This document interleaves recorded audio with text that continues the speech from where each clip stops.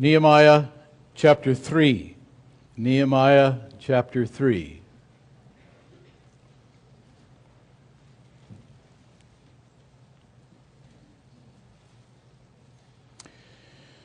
At the end of chapter 2, in verse 19, we read that Sanballat the Horonite and Tobiah the servant, the Ammonite, and Geshem the Arabian laughed at Nehemiah's desire to build the walls of Jerusalem and to call them to do that.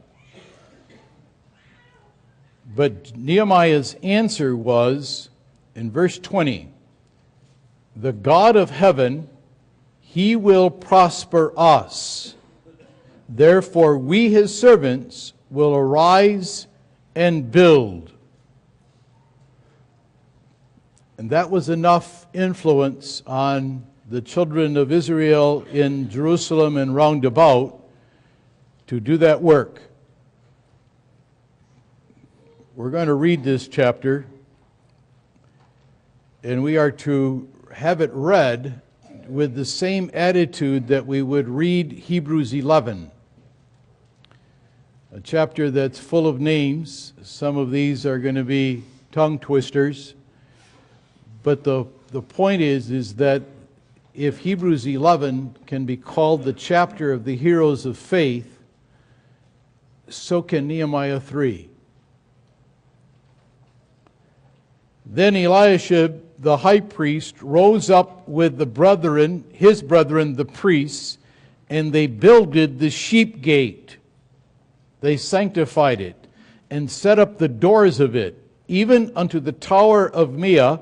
They sanctified it unto the tower of Hananel. And next unto him builded the men of Jericho. And next to them builded Zaccur the son of Imri. But the fish gate did the sons of Hasanai build, who also laid the beams thereof, and set up the doors thereof, the locks thereof, and the bars thereof.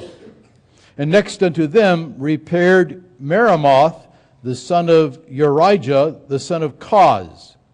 And next unto them repaired Mesholam, the son of Berechiah, the son of Meshezabeel. And next unto them repaired Zadok, the son of Baanah. And unto them the Tekoites repaired. But their nobles did not put their necks to the yoke of their Lord.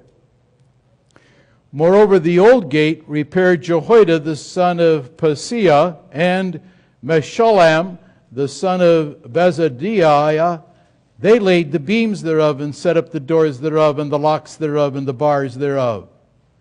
And next unto them repaired Melatiah the Gibeonite, and Jadon the Meronothite, and the men of Gibeon and of Mizpah, unto the throne of the governor on this side the river.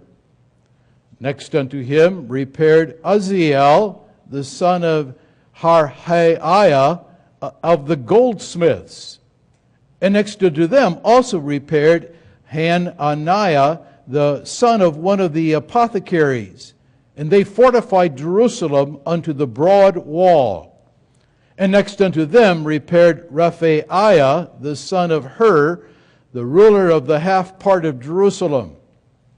And next unto them repaired Jedaiah, the son of Harummath, even over against his house. And next unto him repaired Hattush, the son of Hashabaniah, Malchijah, the son of Harim, and Hashub, the son of Pahath Moab, repaired the other piece and the tower of the furnaces. And next unto him repaired Shalom, the son of Halohesh, the ruler of the half part of Jerusalem, he and his daughters. The valley gate repaired Hanan, the inhabitants of Zanoah. They built it and set up the doors thereof, the locks thereof, and the bars thereof, and 1,000 cubits on the wall unto the dung gate. But the dung gate repaired Melchiah, the son of Rechab, the ruler of part of Beth-Hakerem. He built it and set up the doors thereof, the locks thereof, the bars thereof. But the gate of the fountain repaired Shalom, the son of Kolhozeh, the ruler of part of Mizpah. He built it and covered it, and set up the doors thereof, the locks thereof, the bars thereof, and the wall of the pool of Siloah by the king's garden, and unto the stairs that go down from the city of David.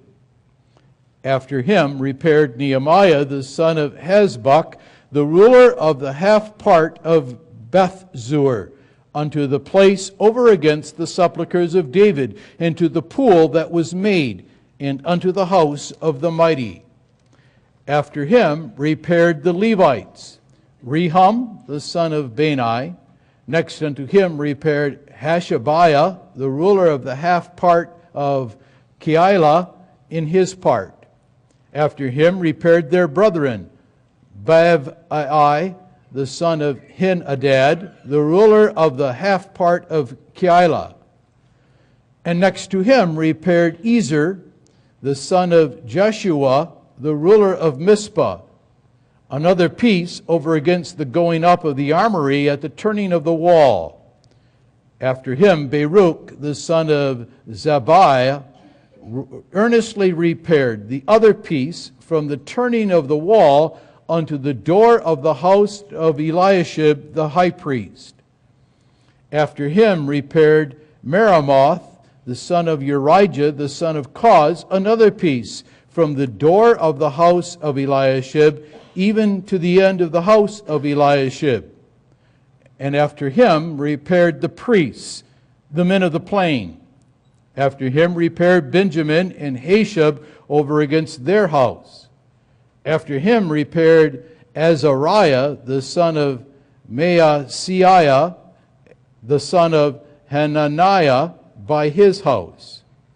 After him repaired Benui, the son of Henadad, another piece from the house of Azariah unto the turning of the wall, even unto the corner. Palel, the son of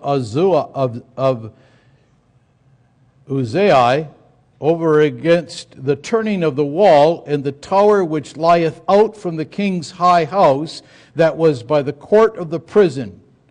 After him Pedaiah, the son of Parosh. Moreover, the Nethinim dwelt in Athiel, unto the place over against the water gate toward the east, and the tower that lieth out. After them the Tekoites repaired another piece over against the great tower that lieth out, even unto the wall of Ophel.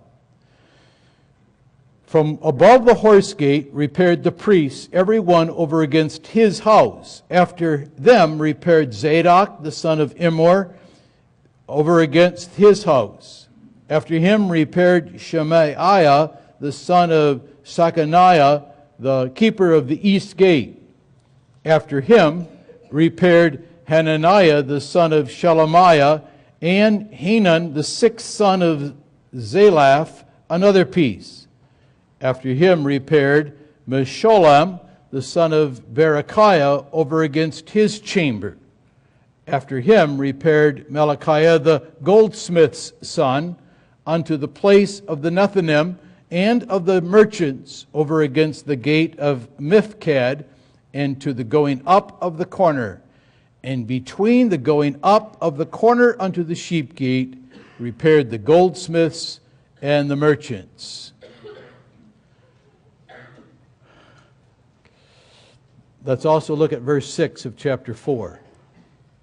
So built we the wall, and all the wall was joined together unto the half thereof, for the people had a mind to work.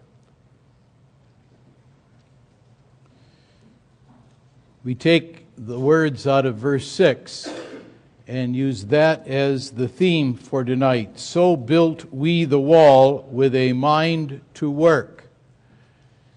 We consider, first of all, the description that God gives of how they built the wall. Secondly, we want to consider what was the cause or the power that was behind their construction. And finally, we want to consider some implications for us. First, the description. Jerusalem was a city that was built on high hills. They called them mountains, Mount Zion. Because it was on high hills, there were outside of the walls immediate valleys. And when Nebuchadnezzar 3 different times came to destroy and take captive the country and destroy the city of Jerusalem, they pushed, it was easier for them to do that if their mind was on destroying it, to push the walls outward. And as a result, large, sometimes huge stones were pushed down off the existing wall and down into the valleys, long ways down.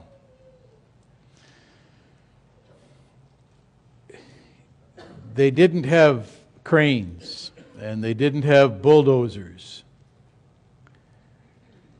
They didn't have, we don't read of anyway, a crew of masons. They didn't have the Langeracks to help them know how to put it all together.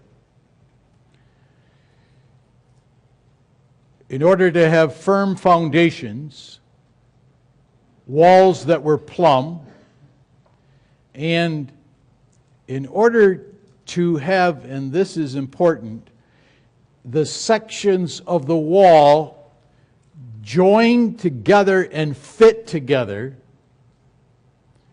they needed great skill, great strength was required.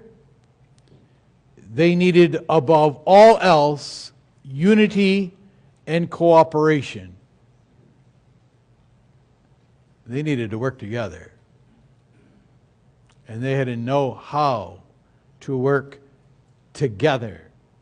Not only the group that would have each section, but how they could work with those next to them. So the result was a solid wall all around.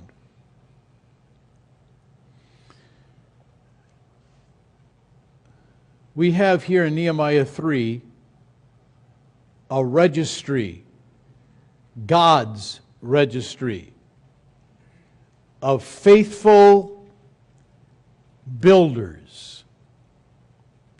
We would use the word edifiers, because the word to edify means to build up. So all of these names, so hard to pronounce, if we would take the time to look at the meaning of each one of them, then we'd be amazed at what the parents were thinking when they named them. And God would have us want to know those names and their meanings. Otherwise, He wouldn't have recorded them. And they signify their faith. Every name that ends with Naya or Aya is a short for the name Jehovah. And now review it quickly, and you'll see how many of them carried in their names that very familiar name of God. The work, as it's recorded, begins on the east side, northeast side, right off from where the temple was constructed inside the old city of Jerusalem. That's the sheep gate. 2 things to note. Number 1, the first name is the name of Eliashib, the high priest. He wasn't too high to get his hands dirty, to get a callus, to go to work. There's references in verses 20 and 21 to his own house. He didn't build the wall outside his own house as many others did, most conveniently. He participated in the construction of the wall by the temple, his place of work. And he and the priests that joined him served as those who are to acknowledge that they were examples to all the rest of the flock, all the rest of the people. They put themselves to work first. They're listed first, as if they were the ones who took the lead and started the construction of the wall by the temple. That it was with the sheep gate is also significant. Not only did they show that as office bearers their lives were going to be sermons, but also included in the sermon of their example was the fact that this is where the animals that were going to be sacrificed were going to come into the city and into the temple courtyard. They came through that gate. Worship and service, sacrificial service to God, is where it starts. Not look at what I did, but we're here to worship and serve our God. And we start where the pictures of Jesus Christ will enter to be sacrificed on the altar of burnt offering. Some things to note throughout this list. First of all, this. As you look at the names and you have some descriptions of their employment, their callings of God in different parts of the economy, you find men and women of all different sort, every walk of life. Goldsmiths.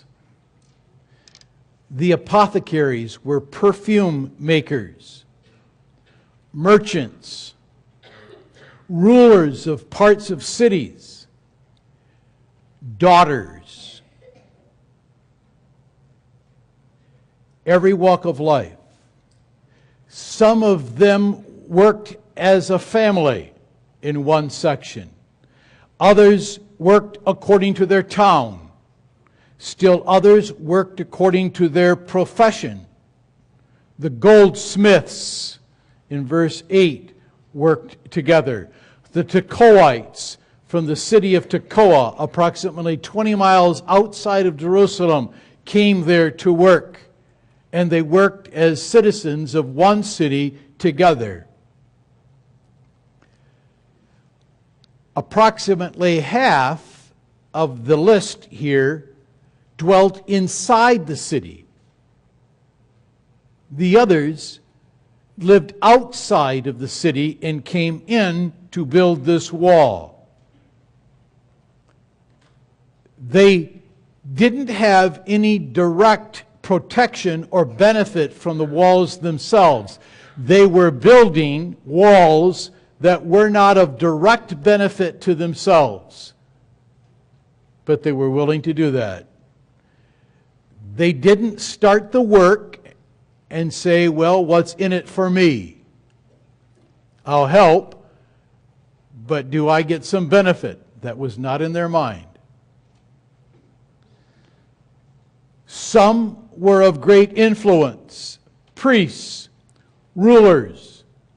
Some were individuals and merchantmen. All of them were selfless. All of them denied themselves. They had their own work. They had their own employments. They had their own homes. They had their own workshops.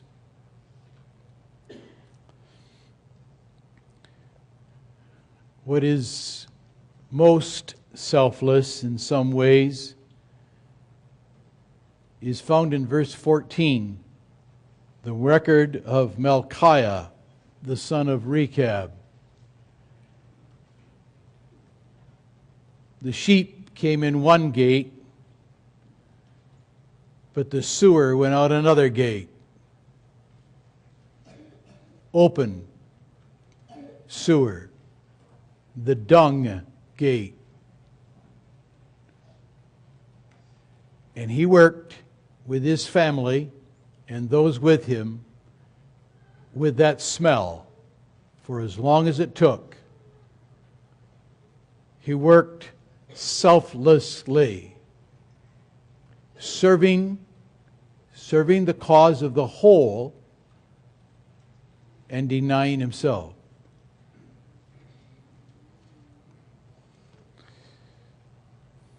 How many times don't we read next to? Important, significant. They worked next to others. They loved the cause, but they also loved each other. You cannot say you love God unless you love your brother also. Side by side, without rivalry, without envy, without pursuing separate interests. They cooperated in how thick the wall was to be everywhere. Not, well, this is all the farther I think it has to be built, no more thickness, or this high. They all worked with the same goal, knowing the width and the height, regardless of their own thoughts about it. Beautiful, beautiful picture. It's too bad we get lost in how to say the names. They worked with each other in unity and brotherhood. And it was because they were all conscious that they were all the people of God. And they knew and believed in the unity of the body of Jesus Christ. They didn't know Christ yet. They didn't know God as Father. But they were one in the body of Christ and one in the family of God. The measure of their zeal.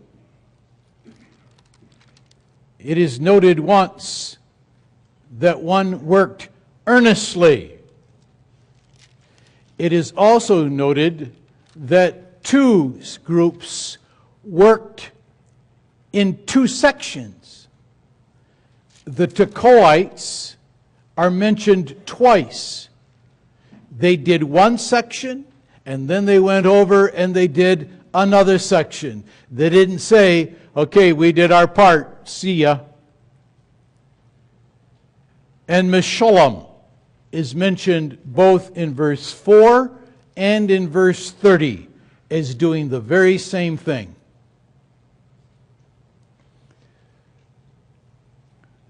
One other thing. They did not allow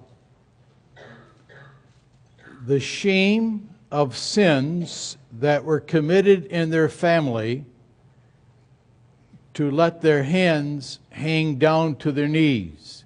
They didn't let the sins in their family cause them to be disqualified from helping in the performance of the work. First, note the Tekoites. It is specifically mentioned in verse 5 that their rulers did not do it. But they did it, and they did it twice in two sections. Notice, by the way, too, the description. It could have just been said in verse 5 that the nobles did not participate in the work. But the language, I underlined it in my my Bible. The language of having a mind to work means that you put your neck to the work of the Lord. You put your neck to the work of the Lord. In Article 28 of the Belgic Confession, we are told that it is our calling to join the true church, bound to join. But let the focus not be on that calling, but rather on why are we to join.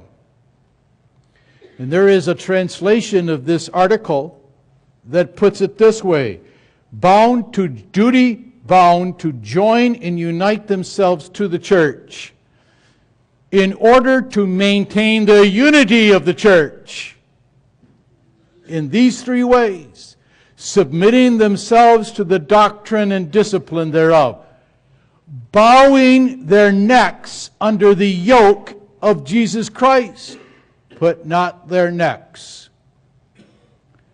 to the work of their Lord, bowing their necks under the yoke of Christ, and as mutual members of the same body, we're going to refer to this later, serving to the edification of the brethren according to the talents that God has given them.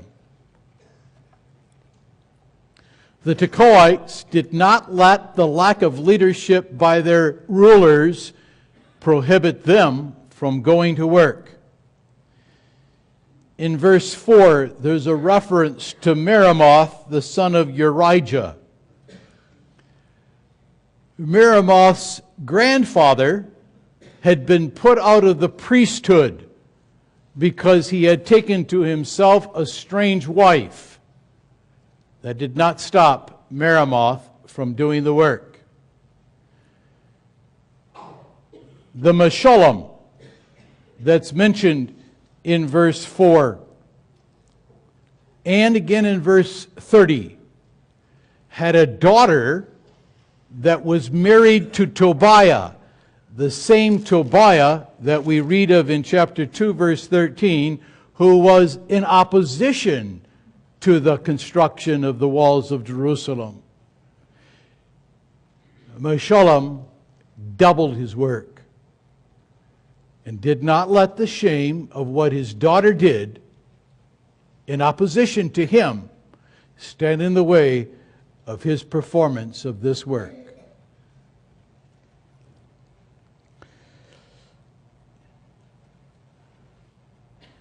When we look at Hebrews 11 and when we look at Nehemiah 3, then let's not let the focus be on the people, on the individuals. We may believe that they would say, "You're looking in the wrong direction if you look at me." But rather, just like in Hebrews 11, we are to read this as a work of God by His Spirit in the hearts and souls of each one of these people. This is something that tells us what God has done in an Abel, in an Enoch, in an Abram, in a Sarah, in a Samson, in a Gideon, in the Tekoites, in Eliashib, in Meshullam, in all of them. God performed a work that's the only explanation for people who, just like us, have the same human natures, who are governed and led always first by a human nature that is concerned about me. What's in it for me? What's my benefit? If the temple was a representation of God's divine presence with His people. God dwelling with them. God assuring them that He would go with them. And so God dwelt with them in the city, in the nation of Israel.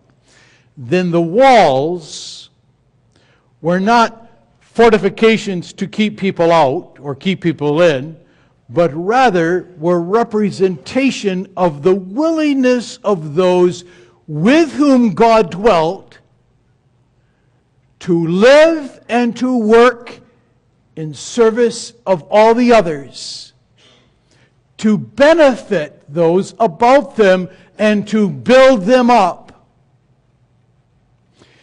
If God is so pleased to dwell in me, in the abundance of His grace and mercy, to elect me and to give His Son for me and to put His Spirit inside of me and never leave me nor forsake me, may the knowledge of what He has done for me, for us, be that which makes us put our mind to the work,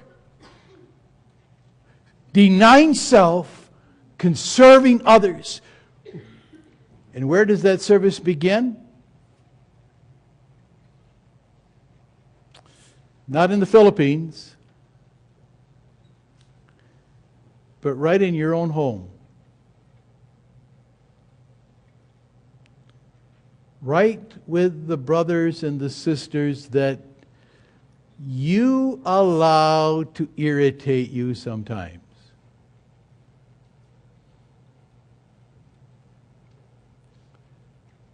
That you put your mind to the work of the word of the Lord. If God would think of me, and there is absolutely no reason why He should, because there would be nobody more irritating to God than me, then may I put my mind to the work and put my neck under the yoke of serving Him by serving you all, by serving my wife.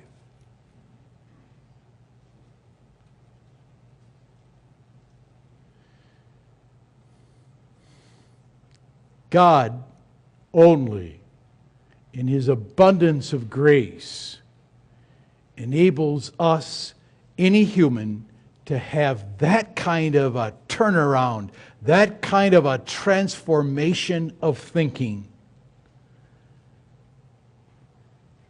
Only that crushes self-interest. Only that makes me realize that the greatest work of God on earth is the church, the body of Jesus Christ. That which was bought by His Son's life and death. And I'm going to serve it. No, in Jesus' kingdom, it does not mean that in the world you're going to get a throne next to Him because you have people serve you. And you have people congratulate you. And you have people shake your hand and say, what a great job. No. We are great in the kingdom when we minister, serve others.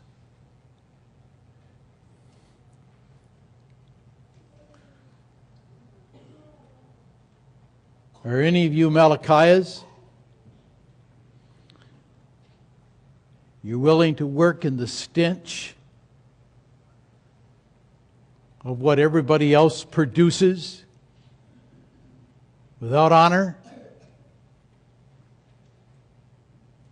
But you know He knows. Giving yourself willingly to take the crap that everybody else throws at you. But you're going to keep working. You're going to continue to serve. because you are so grateful. Your gratitude to Him for what He unceasingly and unconditionally does for you is the power and the motivation to keep doing, keep giving, because all that He did is give and give and give again.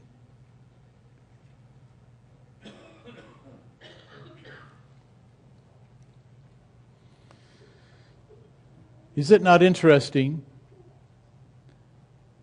that after Nehemiah said, in answer to Sanballat and Tobiah and Geshem, the God of heaven will prosper us.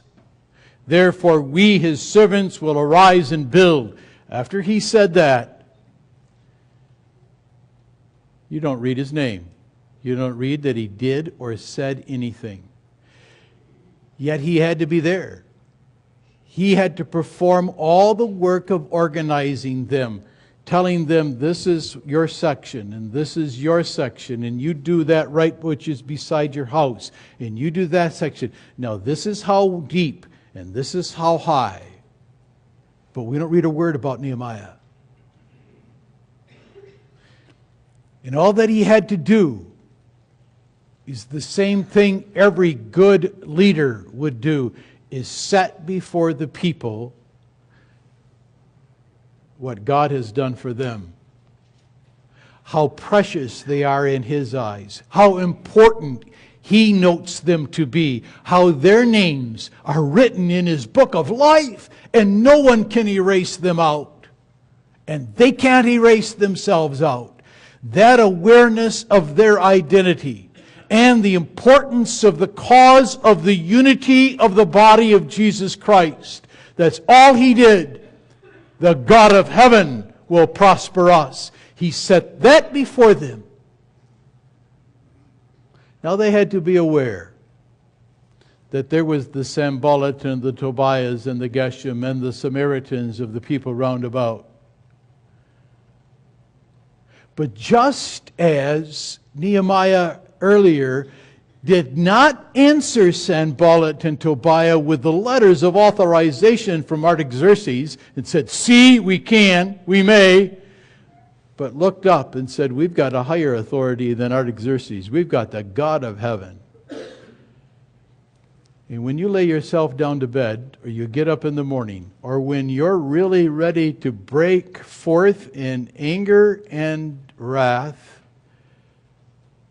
and you're frustrated, or you allow yourself to get that frustrated, and then you look up,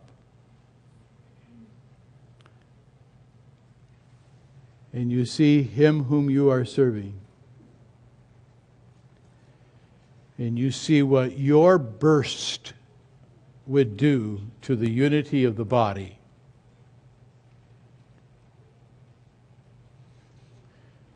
then you don't just zip it, you kill it. You mortify such self-centeredness.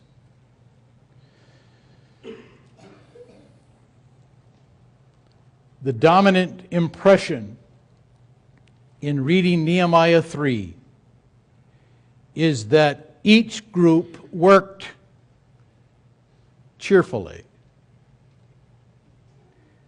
They took up their cross joyfully. They willingly accepted their role. They saw how their work would contribute to the whole. And their awareness of the presence of their enemies spurred them. 9/11/01 did a unifying work on the United States. If we would be aware of how much the devil is deliberately and purposefully striving with us to forget Him. He doesn't want us to see that He's there. But if we would be aware of how much He is doing to push us to anger and to temper, how much He is working to push us so that we feel sorry for ourselves, or so that we fall into the cauldron of bitterness because we refuse to forgive and forbear. If we would see Him, and He is there, and every time you see that bitterness and that anger, the devil's there. And if we would see Him for real, we would know what to fight against. But let's be aware that He's there. He hates the cause of God. He does everything he can to destroy the unity of the body. He wants us to hate somebody who disagrees with us, or to talk about them with everybody who we know would agree with us.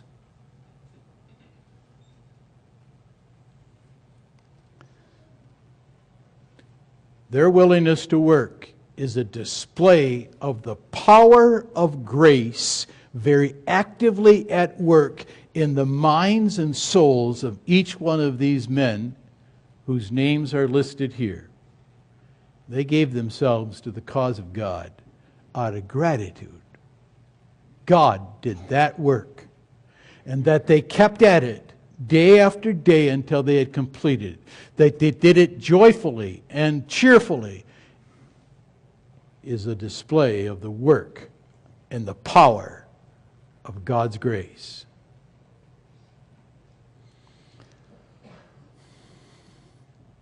Implications. You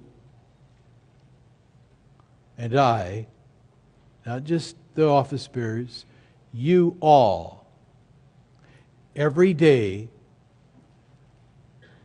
are at work. You are always either building up or tearing down. Always. With every word, with every facial expression, with every attitude, you are either encouraging or cutting.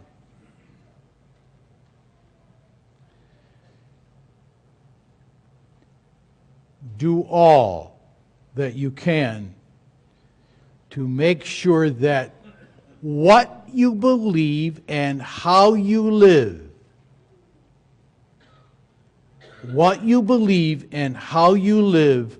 builds up the body of Jesus Christ. Timothy, Titus, emphasize that we live and work with the eyes of the world on us.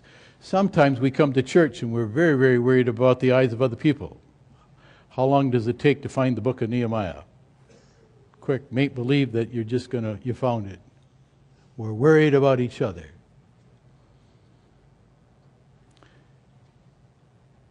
The world is watching. Let's be more aware of them. How you do your business deals, how you drive to make sure you get ahead, how you talk with your employees, how you take care of those that work with you, how understanding you are.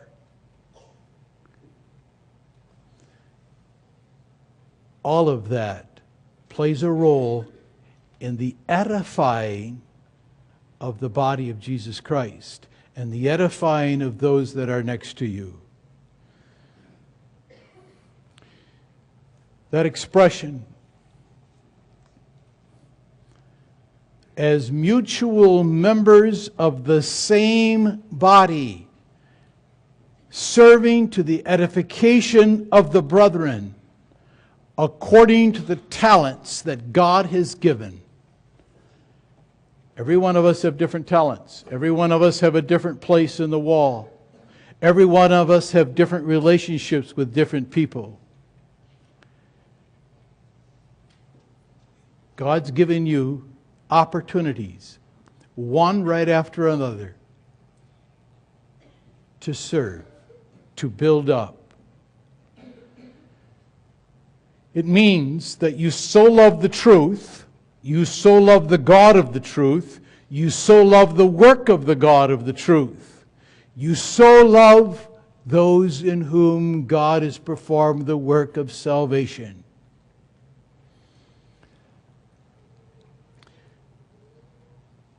We forgive the sins of the past. We forbear in love one another over and over. Every time a sinner works with a sinner, saints we may be, but still sinners. And every time a sinner lives with a sinner, the first activity has to be forbearing. Just take a look at Colossians 3. Forbearing and long-suffering, and then forgiving, and then agape. Oh, even before forbearing is with humbleness of mind and meekness. So that Ephesians 4 verse 2 says it first, with all meekness, forbearing one another in love, guard the unity of the Spirit in the bond of peace. The need for unity and harmony in the work would have failed if there had been rancor, accusation, or suspicion. Once again, the word heretic in Titus 3 verse 10 literally refers to somebody who is schismatic and who divides. They have to be rejected after one or two admonitions. First concern of all the concerns in the church at Corinth: I of Paul, I of Cephas, I of Apollos, I of Christ. Would you quit it? First thing he attacks. Think of it this way. Think of the figure of a wall. My section is strong. What good is a wall when the section in front of you is the only strong one and it's not connected to the other strong parts? What a fool. My section's good. I don't care about the rest.